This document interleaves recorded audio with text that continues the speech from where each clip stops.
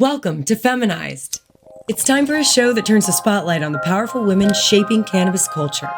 The cannabis industry is on fire and women are sparking it up. If you like the show, please subscribe. You can also subscribe to the Feminized Podcast with Liz Grow on YouTube and Instagram. The future is feminized. My friend Mary Bailey is a firm believer that everybody fortunate enough to benefit from the legalization of cannabis should feel a moral obligation to assist those who are still suffering due to the devastating effects of prohibition. Ladies and gentlemen, for my 20th episode, I'm so thrilled to bring you Mary Bailey, the Executive Director of the Last Prisoner Project. For the first half of this podcast, I get to interview Mary about her work, and for the second half, she interviews her former prison pen pal, Ferrell Williams. And we learn about his experience behind bars. Ladies and gentlemen, enjoy the show. Hey, sis. You're now listening to the Feminized Podcast. Welcome, Mary Bailey, to the Feminized Podcast. Thank you so much. It's just an honor to have you here in Austin. We've met in person before. Have we? I was or has trying it been to in think. Passing? Did you come to our first fundraiser in Austin in 2019? It was at a private home? Yes. Okay, I thought we had met yes. once, but that was, years ago. Yeah. Oh, okay. That was a wonderful fundraiser. Yeah. And then, the world stopped, and so we kind of lost touch, I guess, person to person, really. But I've never lost touch of what you guys are doing and the work that you're doing, and you've only gotten stronger. I feel like with the pandemic, the Last Prisoner Project really just jumped on the fact that there are humans imprisoned for a plant and are now at risk for catching a disease. Yes, I feel like with the pandemic and everything that went down with the George Floyd movement, it really brought social justice to the forefront of everyone's mind. And that along with it, we say as one of our taglines is cannabis justice is social justice. Yes. Because the criminalization of cannabis affects so many people of color. The fact that people of color are 4 times as likely to be arrested for cannabis, it's just disproportionately negatively affects communities of color. So yes, things have definitely been moving. Incredible. So talk to me about how you came to be the executive director of the Last Prisoner Project. Sure. So I am the interim executive director. Oh. Our executive director, who is also our general counsel, amazing woman, Sarah Gersten. She's on maternity leave right now. So right now I'm interim ED, but normally my title is managing director. Okay. But Sarah and I co-founded the org in 2019. My background is I am an event producer from the state of Hawaii, and I've been in the cannabis industry for 20 years. And so I've watched the industry change and grow and expand, and I've seen it leave a lot of people behind. The people who really built this industry, I feel that anybody who was in prison or is currently in prison for cannabis, that they're the pioneers of this booming industry. And I feel really lucky that I'm not behind bars for the work that I did in the underground cannabis world. So I host a cannabis conference in my island of Maui. And at my last conference in January of 2019, afterwards, I saw something on Facebook about a person who was in prison for cannabis. And it just really affected me emotionally. It was like waterworks. For an extended period, like days. I couldn't stop thinking about the story, and I was talking to my friends about it, and I was like, I can't get this off my mind. And one of my activist friends, we take beach runs together. We're on a beach run, and I was telling him about these feelings I was having, and he's like, you gotta do something about this. And afterwards I was like, what can I do about this? This is a huge problem. I'm just one person, I'm a single mom, I'm just trying to do my thing. And but I kept thinking about it. And so eventually I called my friend and mentor, Andrew D'Angelo. And I was like, Andrew, can you put me in touch with an advocacy group that I can volunteer with to help people who are incarcerated for cannabis? And at that time, he told me, he's like, actually, my brother Steve and I really want to start our own org with our other friend Dean Ray's, C3 manager of the band Revolution. And Dean and I were already friends, and I was already friends with Andrew. I just had never met Steve. So we all got together and we decided, I'm going to start this org with them. And so I came on board as a project manager at that time. Steve told me, he's like, I'm going to make some introductions. I'm going to ask that you just take those intros and the board of directors will follow you. And so about a week later, Steve was at a conference and he met Sarah Kirsten. And she was running a tech company. She had created an app to help with automatic expungements with people. And so she put me in touch with Sarah. I lived in Hawaii. At the time, she was living in DC. And so we worked together from the ground up building. So we started with a needs assessment. What do we need to do? We know we need to find the mechanisms for release, which is through clemency petitions, compassionate release. And we know that we can't just help people get out. Once they're out, getting back on your feet is really tough. So we need to figure out a reentry program. So from when we developed Last Prisoner Project to what it is now is completely different. Once we were boots on the ground, we realized, wow, what do people need to get back on their feet? They need funding. People need to keep the lights on. Yeah. People need to pay rent. Yeah. So that's where our grant program came from. That's so incredible. You were telling me some stories about the grant program and just the incredible impact that it's already making. Can you share a little bit more? Yeah, so we have our reentry program, which we call them Reentry Resources. That's basically what it is, resources for folks. So anybody who has a cannabis offense on their record, whether they've been free for a week or they've been free for 15 years, we have grants for them to apply for. So all they have to do is go to the lastprisonerproject.org, go to our website, look for the reentry resource page. You can learn more about eligibility requirements, and the application is very simple to fill out. And so people go through. It's usually between, I want to say it's between 14 and 21 days from start to finish, you will have your grant if you've been deemed eligible. Wow. Yeah. That's incredible. Yeah. Just because, it's, I can only imagine as somebody who, lost so many years behind bars, getting back out, getting on their feet, wanting to make a new life for themselves, but then what it must feel like to have to ask for help from those friends and family who maybe supported you while you were behind bars. It's hard. Well, most of the people that are in prison for cannabis, it depends, because there's all different people from walks of life, but some of them were entrepreneurs, and they were entrepreneurs, in the underground world, and so they're used to funding their own life and not having to ask for help. So, that's something that we work with too. I want to say too, is these grants are eligible not only for formerly incarcerated cannabis prisoners, they're also available for the children and caretakers of the children of people who are currently incarcerated. And so that's through our family support fund. So most of the prisoners that we work with, most of them are parents. Most of them have multiple kids, 3 and 4 children sometimes. And so we have grants for them. Some of them are, 6-year-olds, 7-year-olds, but then some of them are in their early 20s and they're putting themselves through college. There's a woman I work with, Rashida Sinclair. She's my hero.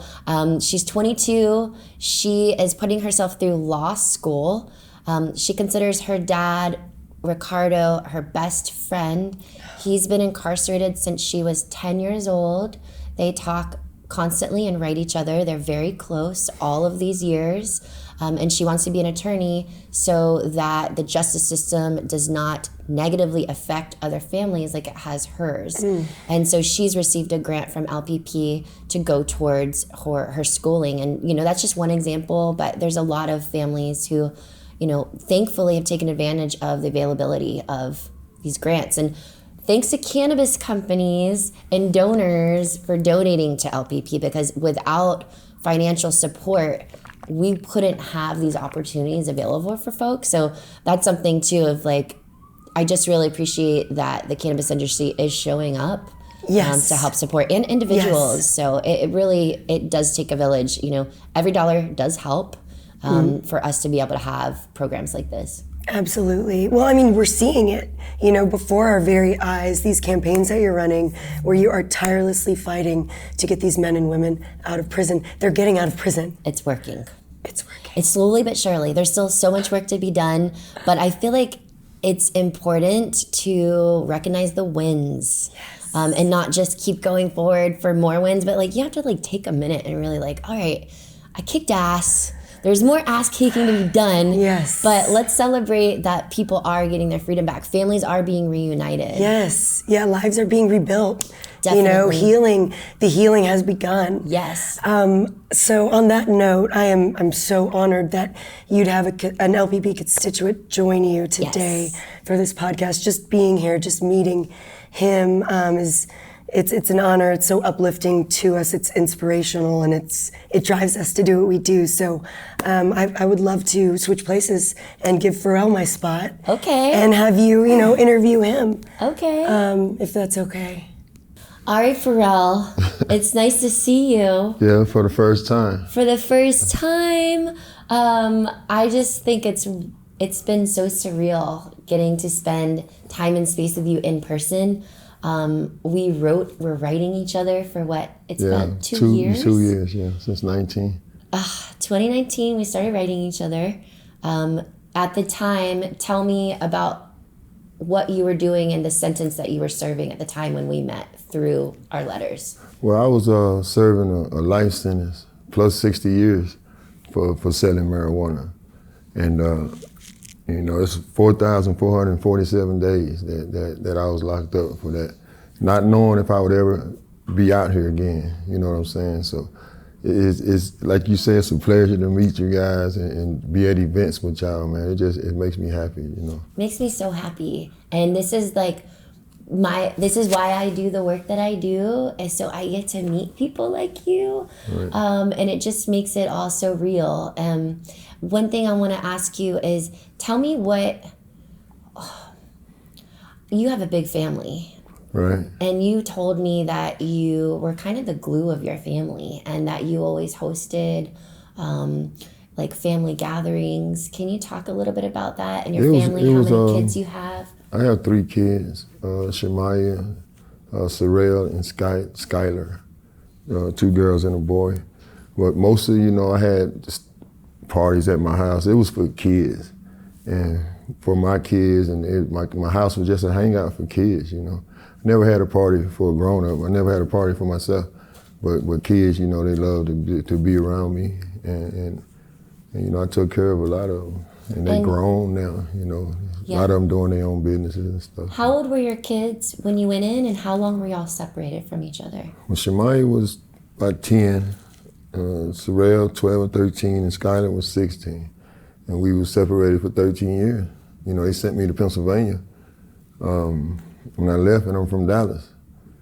And they sent me to Pennsylvania, and I was there in Pennsylvania, in the United States Penitentiary. Pretty much the farthest place in the country you could be from your family. Yeah, it's only farther is New York, so you know, and on up in Maine and stuff like that. But there's prisons everywhere they could have sent me, but they punished me like that also. Yeah. And were you guys able to stay in touch while you were away? Oh yeah, we talked all the time, and kept in touch, and stayed close, you know what I'm saying? What's it been like being back reunited with everybody? It's been good. Now I got 6 grandkids. Oh, 6? Yeah, that I had never met before. What's up, Gramps? Yeah, from ages 2 to 11. It's Pawpaw. They call me Pawpaw. Papa. So, and the little one, Popsicle, I call it. So. Oh my, you are making me melt right now. Oh my gosh. I'm going to have to get to Dallas because I'd like to meet everybody. Yeah. So it's been good. What's up, Popsicle? Can I call you Popsicle? Yeah, I know that's a little. That's his little nickname I gave him. I love it. Oh, that he's makes only me 2 so years happy. old. So. Oh, what a cutie! I think you sent me a picture of him. Yeah, I did. Now, I think you were saying Little League. There's one of them on Little League. Or that's something? Sakai. Sakai. Yeah, he plays Little League football. Nice. Yeah. Mm-hmm. All right. Well, I'm just so happy that you were finally free. I know that your attorney, who is such a badass woman, right. Brittany K. Barnett, right. And my angel Cody, right. worked together on your case. Yeah, she worked with me for 7, 8 years. Yep. And for free. You know, they fought for me real hard, man. And they applied for me with the clemency with Obama. But, you know, of course, he turned me down. And I thought it was over with then again. But, you know, later they did it again with President Trump. And he let me come home. So, Yep. You know, On his last day in office. Well, I tell you, I was sitting in that cell so nervous, waiting to hear something, because all I was hearing was about Lil Wayne and Kodak Black. Right. And they didn't say nothing. So maybe about 11 o'clock that morning, they knocked on the door and told me to get ready to go. Yep. So good. I've only been here now 7 months. I've been home 7 months. 7 months? Yeah, there was, I'll never forget that day I got word that there were 12 cannabis prisoners on that list of executive commutations. And I think out of the 12, I had been in communication, I want to say it was like 4 or 5 of them personally. And then Last Prisoner Project as a team, we had been in touch with almost all of them. Right. And so that was when we earlier when I was talking to Liz about our grant program, you know, Last Prisoner Project, we had grants ready for all of those 12 prisoners as they were released. And can you tell me how it made you feel to have that grant ready for you when you came back? It was good because, you know, I didn't have no clothes, nothing when I got here. And they gave me $5,000. I think it was maybe a week after I came home.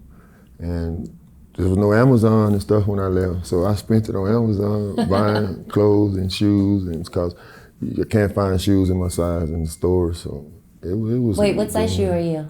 A 15. Oh yeah.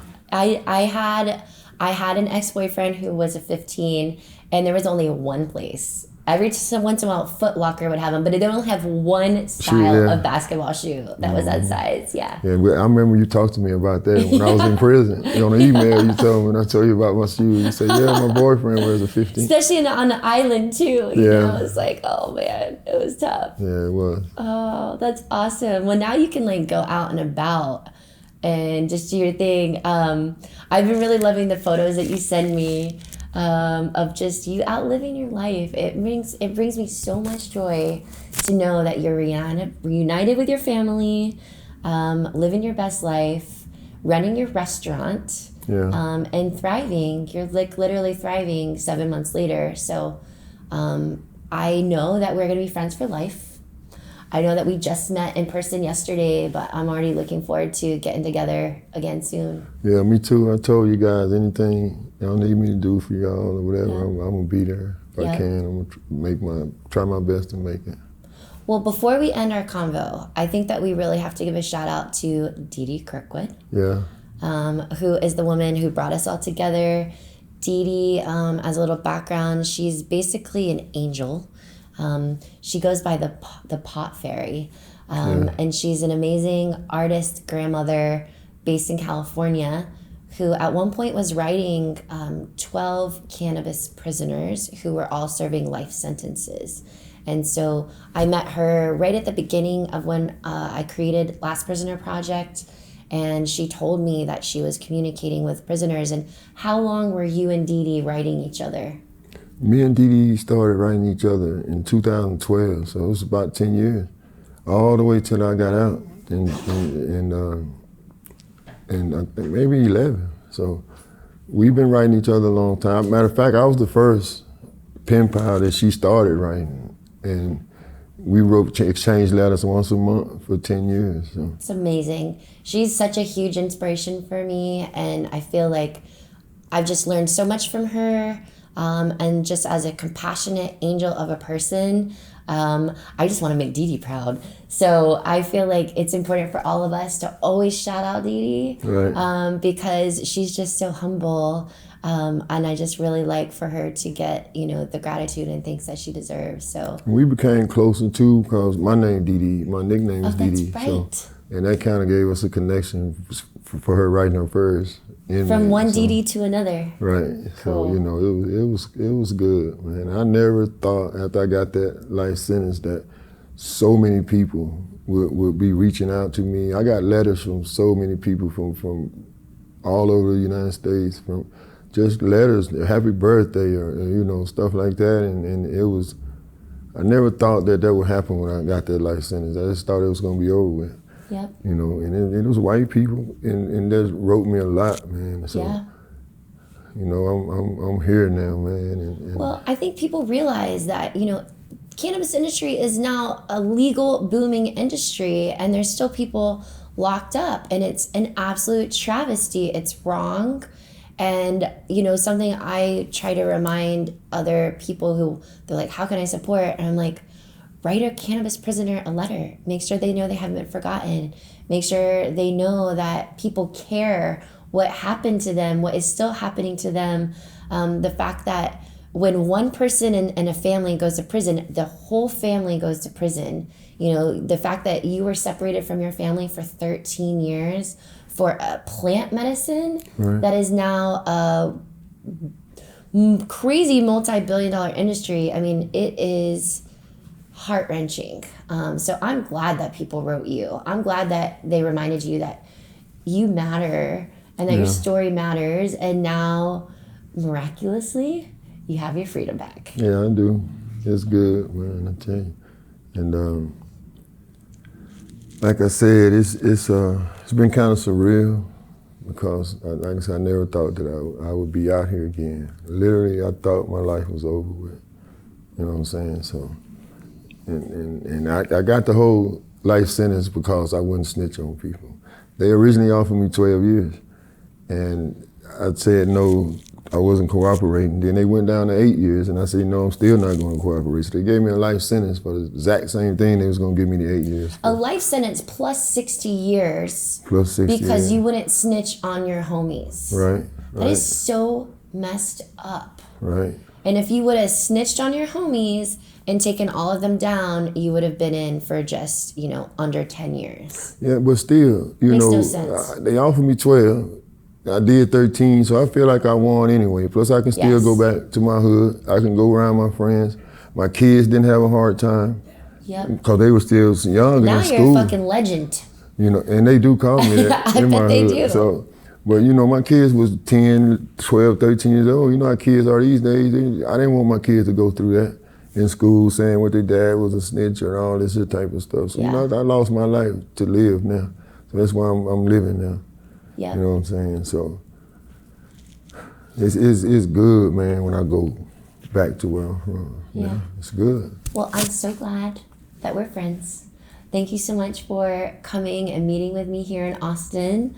I look forward to, I promise I will come to Dallas because I want to meet the whole fam bam. Already. And I really want to come to your restaurant because I love fried chicken. Yeah. So I'm down.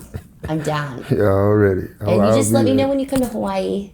So I can man, take you on a hike. That's a long flight. We'll take a sail. We'll go on a sailboat. We'll go see some whales. It's going down. Already. Okay. Already. All right. Thank you, guys. Cool. Sweet. If you'd like more, subscribe to the Feminized Podcast on YouTube. Follow at Feminized with Liz Grow on Instagram. Special thanks to our sponsors Moose Labs and Richard's Rainwater. The Feminized Podcast is a Grow House Media production, created by Liz Grow, produced by Patrick Pope, Dance Ray, with original theme music and audio mixing by Q at Q to King Productions in New Braunfels, Texas.